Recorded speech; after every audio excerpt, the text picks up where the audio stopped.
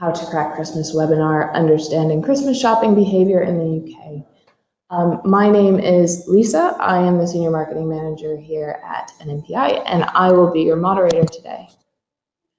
Just a couple housekeeping things. Today's presentation should take around 30 minutes. We're more than happy to answer any questions you may have afterwards, so we may go slightly over the 30 minutes, but hopefully we should be sticking to that timeline. There is a chat function available to everybody, so if you want to put any questions you have into the chat function, we'll pick those up afterwards. The presentation is being recorded, and afterwards we will email it out to everybody. So you should get a copy of it probably tomorrow morning. Today's presenter is Damien Bennett, who is our Director of Business Strategy. He's been in the industry for over 10 years, starting out in analytics, and has worked across every channel in digital marketing. So now I'm going to pass it over to Damien. Good afternoon, everybody. I hope everybody's doing well. I can't believe we're talking about Christmas already, but it is that time of the year. It is time to start Christmas planning. Before I go into my presentation, I just wanted to explain a little bit about NMPI for those of you who aren't as familiar with us. Long and short of it is we're a digital advertising agency. We work across programmatic display, paid search, paid social, and analytics. Really, the key way in which we differentiate ourselves is that we really are very, very focused on performance. And our heritage as a business, when we were founded in 2004, was founded purely on a performance model. So essentially, we spent our own advertising budget and were remunerated only for the sales that we made. And we still operate on that model for a number of our biggest clients. So happy to put our money where our mouth is, but because we're used to operating on that model, there's a real emphasis on performance in terms of the technology that we develop ourselves, in terms of the way in which we run campaigns, the way we optimize, and the processes that we use.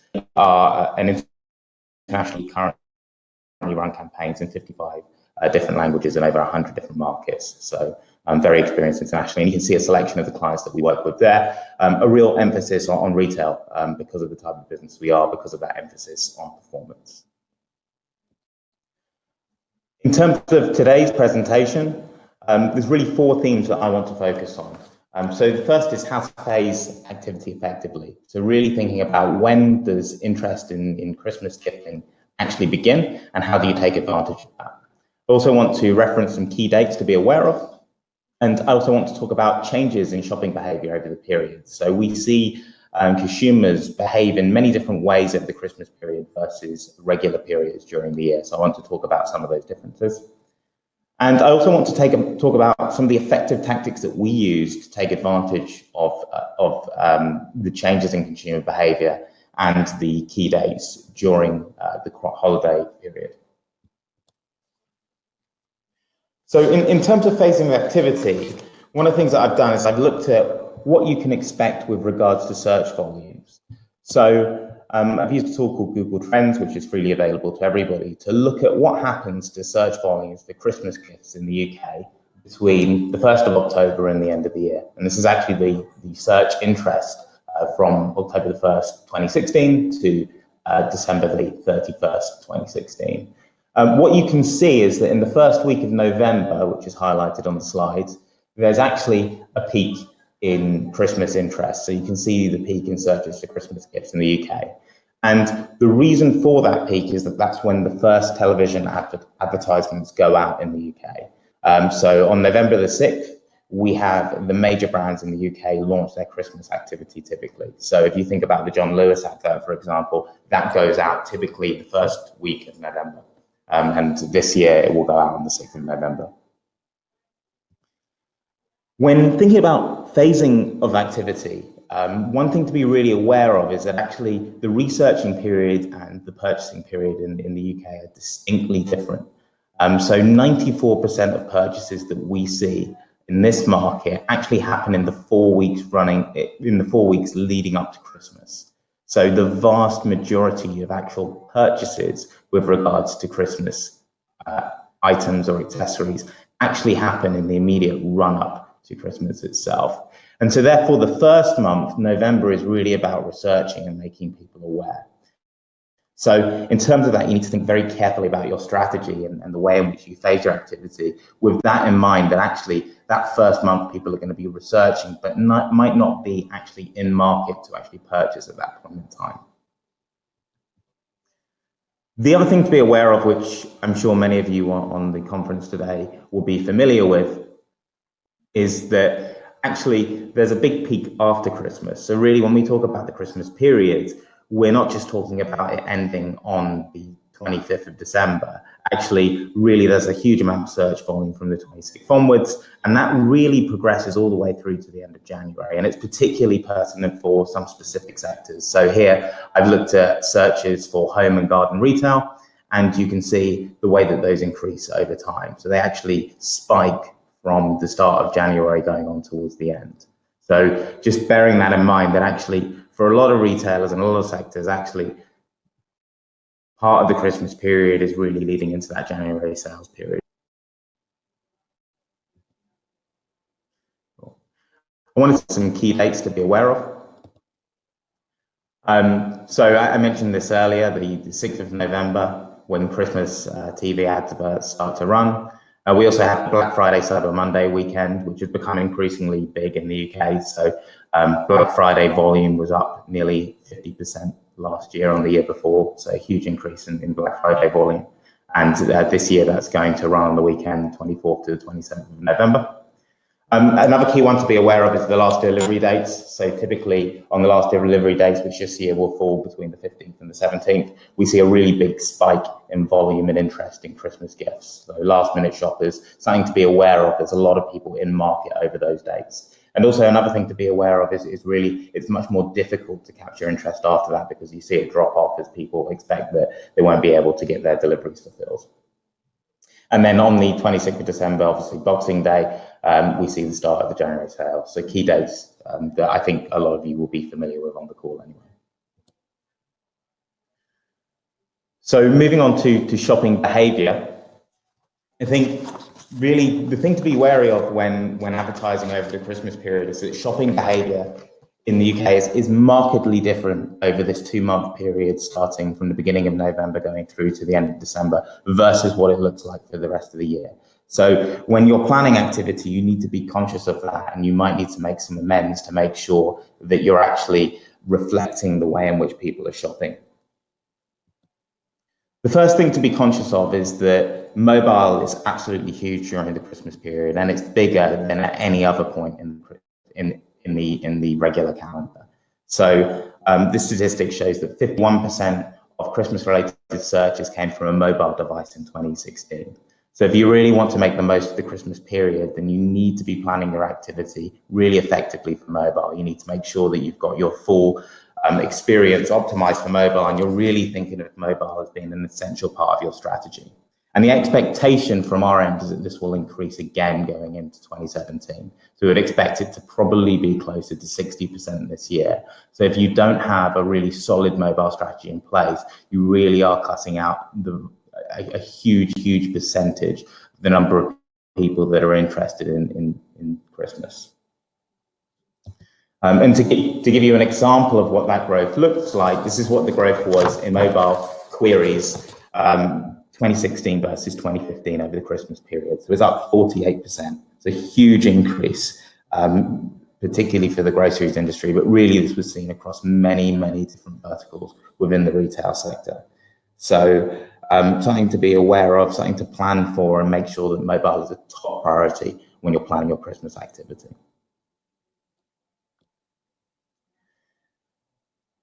But with mobile comes some challenges. So one thing, again, to be wary of is that not all of those people that are searching or showing interest on their mobile phones are actually converting on that device. And in fact, Ipsos from last year's Christmas period showed that 6 in 10 internet users started shopping on one device, primarily their mobile, and then converted on a different one. So we're still seeing mobile really play that role of where people are researching. So a key point here is that if you don't have visibility of that full path, then it's very easy to undervalue mobile. I think we do see with some of the retailers that we work with, and just generally within the sector, that people find it difficult to ascertain the true value of their mobile activity. But given that maybe as much as 60% of people are going to be using mobile devices as part of their Christmas shopping experience this year, it's really important that we find an effective way to actually attribute that performance and make sure that the reporting that we're using and the measurement that we're using is actually showing the true potential of mobile. Another key thing to be aware of, and another complication in terms of the way in which people shop over the Christmas period, is 50% of customers researched online before purchasing in store last year over the Christmas period. So if you have bricks and mortar stores as well as online store, then you need to be really aware of this. And again, I think that there's a lot of retailers out there who they separate very distinctly their online activity from their store activity, but actually online is playing a crucial role in terms of driving people in store. So if you're to attribute the true value that you should be to digital advertising, then you really need to also understand what's the uplift that online activity is actually driving in terms of store.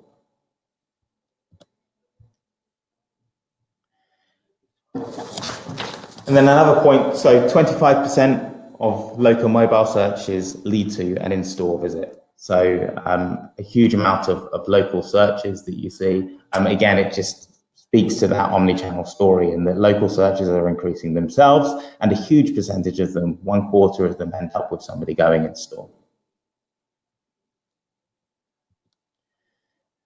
And finally, another key piece of shopping behavior that we would want to make people aware of is that for a lot of people, they treat their Christmas strategy as being one. And within that strategy, they also include a strategy for Black Friday, Cyber Monday weekend. And actually the shopping patterns and the shopping behavior over the period Black Friday, Cyber Monday weekend versus the rest of the Christmas period is distinctly different. So the main difference being who people are actually purchasing for. So the vast majority of people that purchase at Christmas, obviously buying for others. So 85% of people who purchase over the Christmas period are shopping for others. But for the Black Friday weekend, the vast majority of purchases are actually purchasing for oneself. So one thing to be really aware of with your messaging is that whilst you will get some gifting during the Black Friday period, actually the vast majority of Black Friday shopping is for somebody's own self.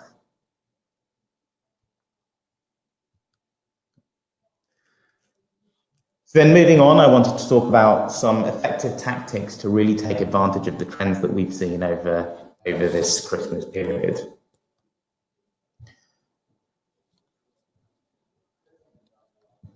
So one of the points that I made earlier was that there is a real difference between when people research and when people purchase. So that first month from the start of November to the end of November is really about people researching. We don't see a huge amount of people buying gifts during that period. And actually, it's in those last 4 weeks that we really see people purchasing. And that's something that you really need to be aware of when you're building your Christmas strategy. If you have a Christmas strategy in place from the start of November, it's unlikely that you'll see the uplift of that until the start of December. And so bearing that in mind, the recommended approach that we take is really split into 3 different segments. So the first is making people aware. So making people aware of the brand that we're working with, making people aware of the proposition that we've put in place, and also making people aware of any promotions that we've got running over the Christmas period. So for example, if the client themselves is running with an advent calendar type scenario. But the purpose of that stage in terms of making people aware is really so that we can collect and segment as much audience data as possible.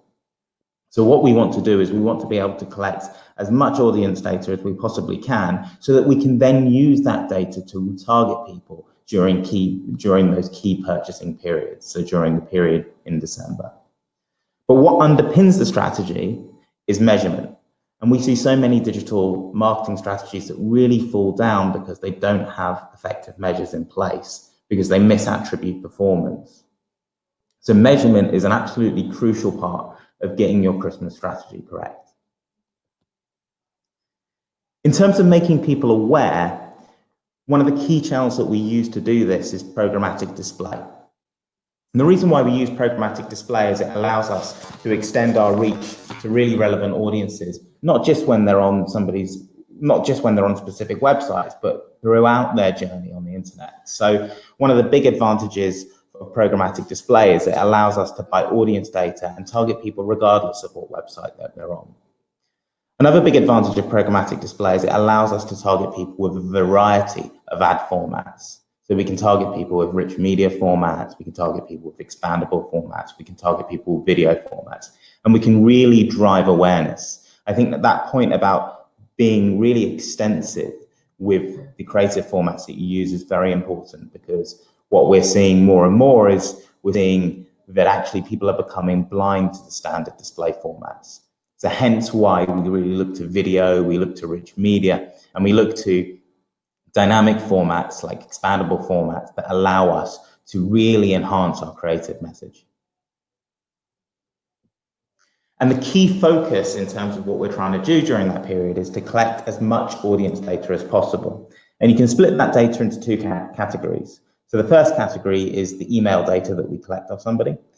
And often the creative will be tailored to register and find out about upcoming promotions, register and find out when products are going to be in stock during the Christmas period, register to find out about last delivery dates, etc. So that allows us to capture really rich data about people using their email address. And then when we collect their email address, we'll also try and collect other information about them as well, which will help us to determine which audience segment they best fit into. The other type of data that we capture comes from the website itself. So we capture cookie data alongside that. And again, we segment that cookie data, and we segment that cookie data based on what people have actually looked at on the website itself. So for example, if somebody's looked at toys, then we can segment that data and we can make sure that that audience is seeing a different message to audiences that perhaps have looked at home furnishing. The reason why we do that is we want to make our messaging as relevant as possible. We don't just want to go with a broad brush message when we're retargeting this audience later. So we want to be relevant by demographic, by geography, by whether they're a new or returning customer, and also by what they've specifically looked at on the website itself. And once we collected all of that data and we've segmented it really effectively, what we then look to do is we look to retarget. And our retargeting will be phased in line with those key purchasing dates that I spoke about earlier. So we will retarget people and really flight our budgets to make the most of Black Friday, to make the most of Cyber Monday, to make the most of the last delivery date, Boxing Day, and finally the first weekend in January.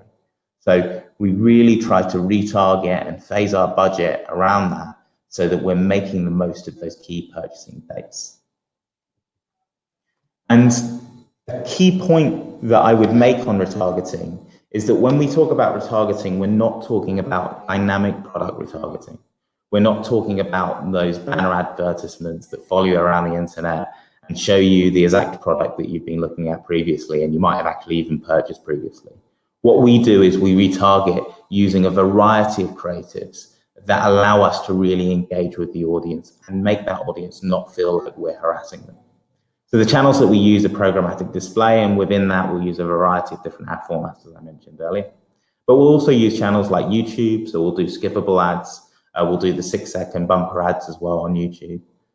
Facebook, and again, we'll use a variety of the different ad formats available on Facebook itself. Twitter and Instagram.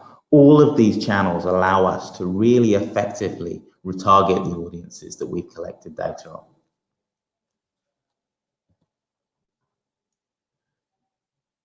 So that's the way in which we think about our strategy. So we first of all want to make people aware, and the key thing that we're trying to do over that period is to drive a collection of as much rich customer data as possible. Then we want to be able to retarget people during key moments of the year when we know that they're likely to purchase. So that's the way in which we think about our Christmas strategy, but really everything falls down if we don't have a strong measurement strategy in place. And actually measurement over this period, because of the changes in shopping behavior, is incredibly difficult, Because to be able to measure effectively, you need to have a view of cross-device behavior. So how many people have started shopping on their mobile and then converted on their desktop, or vice versa. We also need to factor in the fact that actually a whole month of our activity was really just about making people aware. So how do we measure that successfully, and how do we attribute that back to the final sale that somebody might have made when they made in December? And then for those of you that have bricks and mortar stores as well as an online store, another challenge is that omni-channel behavior as well. The fact that 50% of in-store purchases start with online research. How do you connect up your marketing strategy to take advantage of that as well? So some real challenges with regards to measurement. In terms of resolving the challenges around cross-device, over the last year, Google and Facebook specifically have made real strides in helping advertisers to understand this.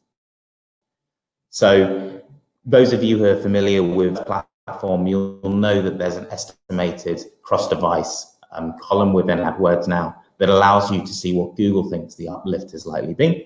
And that's based on a number of different statistical models that Google have developed. And those of you that use the Facebook platform will know that there's a very similar feature on Facebook that actually works slightly differently. It's based on logged in values that allow them to see the cross-device uplift for different campaigns that have been run.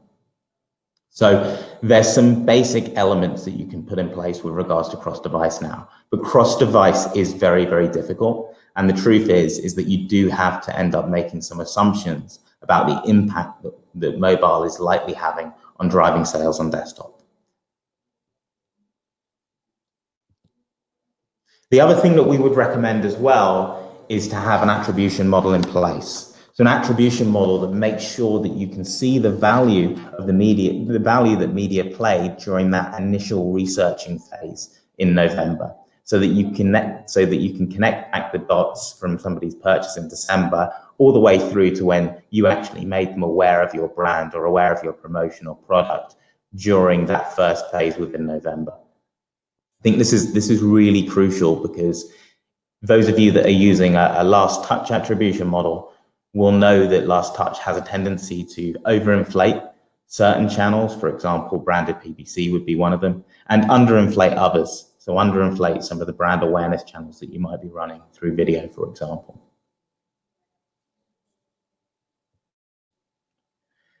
And then the final challenge that I mentioned was really around measuring in-store uplift. And this is really difficult, and there's no off-the-shelf solution that allows you to do this effectively. But what you really want to think about is you want to think about, how can I join up somebody's in-store behavior with when they go in-store? So how can I find a data point which is consistent between somebody's online experience and somebody's in-store experience?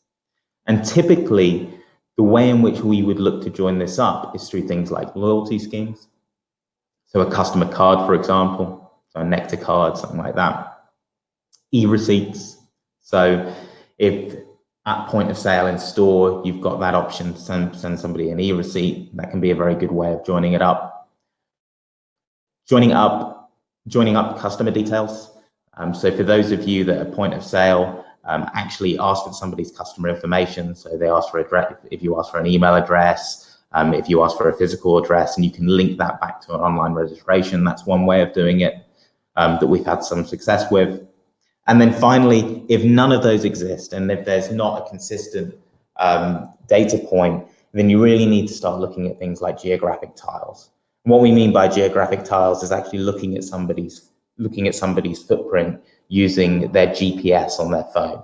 So if somebody has actually searched for something on their phone, we would then link back their location when they came close or went into one of your stores. And that's the way that we would help to understand, or help to drive an understanding in what the actual store uplift was in relation to online activity. So the truth is, with measurement, there's some real challenges. There's some real challenges in terms of doing it right, in terms of understanding the true value of each of those three different parts of the campaign itself. And from our perspective, I think that there's an awareness that isn't available for everybody due to resourcing constraints, due to budget constraints. We know that it's not realistic for everybody to go out there and build a cross-device model. We know that it's not realistic for everybody to go out there and develop an attribution model before they start advertising their Christmas products this year. And we also know that those omni-channel projects are very time-consuming and also very difficult to achieve, and they are longer-term objectives. So from our perspective, there's an understanding that whilst businesses should be thinking about all of those things, actually for a lot of businesses, because of resource constraints, because of time constraints, and because of budget constraints, it's not actually possible for them to execute all of those. So instead, what we ask the businesses that we work with to think about very carefully is how they're actually measuring performance. So what KPIs are you asking those different aspects of performance to work towards? So in terms of that first phase and making people aware of your brand, really what we would look at is, first of all, things like email signups. Now, are we driving the data that we need to be able to execute the third phase of the activity successfully? And we'd also look at visits to website as well. So are we driving the cookie pool that we need in order to be able to retarget people successfully during that third phase of activity? Then when people are starting to research, we also have KPIs that we work towards.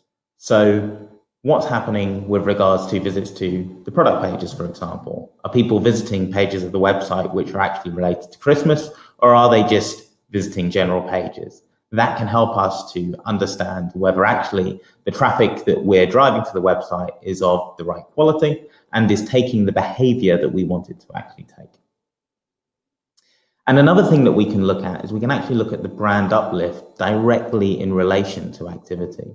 So during that researching phase, if what we want is for people to search more often for a specific product, or we want them to search for a specific brand, then we can actually directly link that to the advertising that we've been running. So if we've been running programmatic display activity, for example, and we've run a video campaign, we can see the number of people that watch that video that then made a specific product search or a specific brand search later on.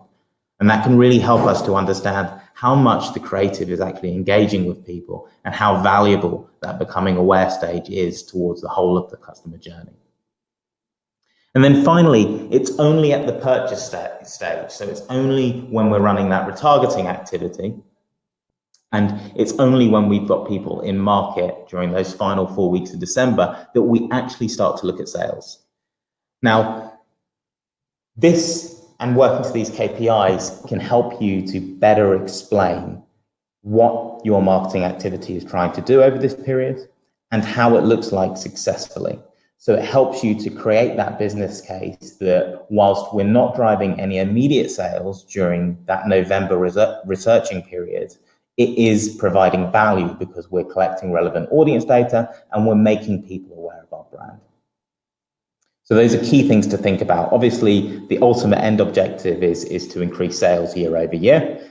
And holistically, when you look at things in combination, you obviously want to use a sales metric to determine whether the overall Christmas strategy was successful. But during those individual phases, in order to understand whether they're likely to be successful, we would definitely recommend looking at KPIs rather than just sales.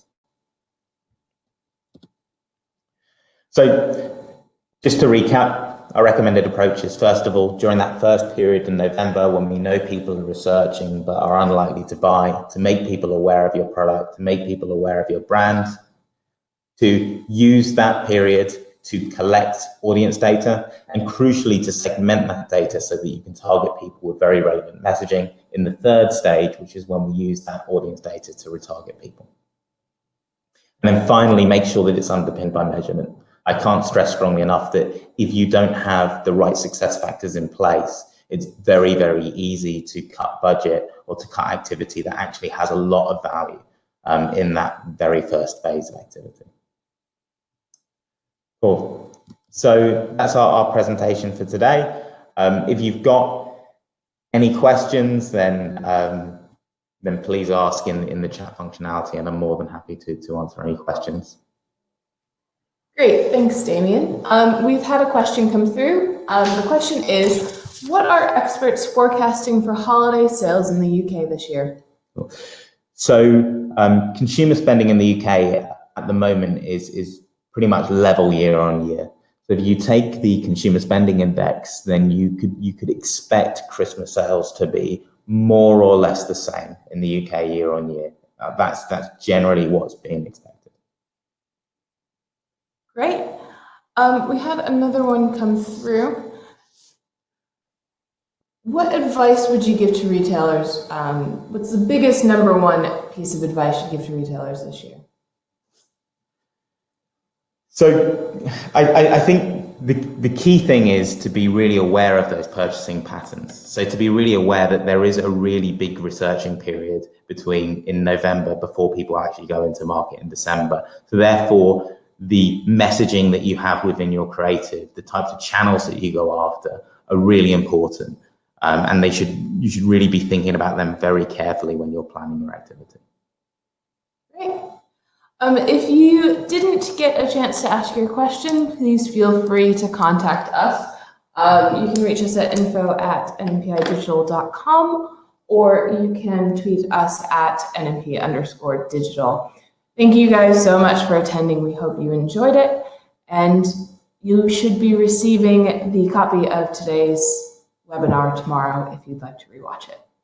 Thanks, everybody. Hey, guys. Bye.